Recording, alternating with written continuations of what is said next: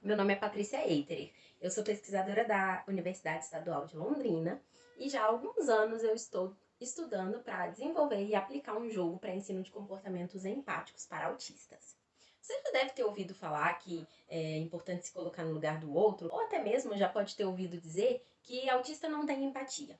Mas será que é mesmo? Será que empatia é uma coisa que a gente já nasce tendo? Ou será que é alguma coisa que a gente aprende ao longo da nossa história? Será que é só se colocar no lugar do outro? Pronto! Por que é importante ensinar empatia para alguém?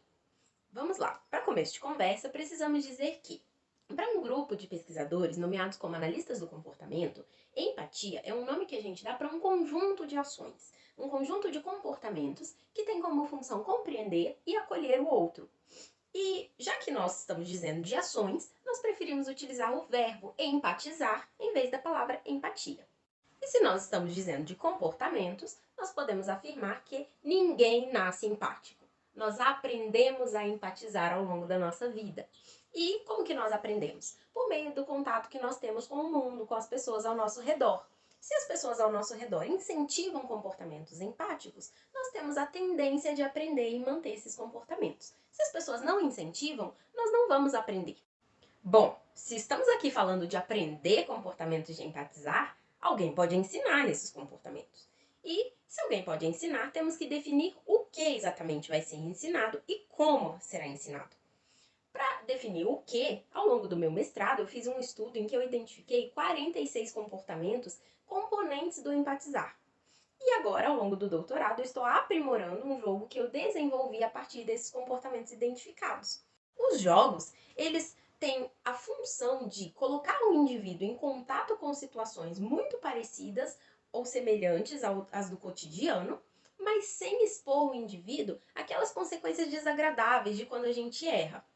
E, além disso, os jogos têm todo um enredo que tornam muito mais prazeroso o momento de ensino e aprendizagem. Sem falar, é claro, dos bônus das pontuações que evidenciam o progresso do jogador, ou nesse caso, do nosso aprendiz. Esse jogo, ele pode funcionar como um facilitador da aprendizagem para aquelas pessoas que têm maior dificuldade com esses comportamentos. Talvez você já tenha ouvido alguém dizer que autista não tem empatia, autista não aprende comportamento social. Mas será? Essa ideia, ela vem por conta de uma dificuldade maior dos autistas em relações sociais. E realmente é um dos critérios diagnósticos isso. Mas não quer dizer que autista não possa aprender comportamentos sociais. E na verdade eles aprendem, desde que a gente ensine da maneira que eles aprendem. Agora, depois de tudo isso que eu falei, você deve estar se perguntando, mas por que tanto esforço em cima do empatizar? Por que ele é tão importante no final das contas? Quando nós falamos de comportamentos que compõem o empatizar, estamos dizendo daqueles em que as pessoas conseguem compreender melhor a perspectiva do outro.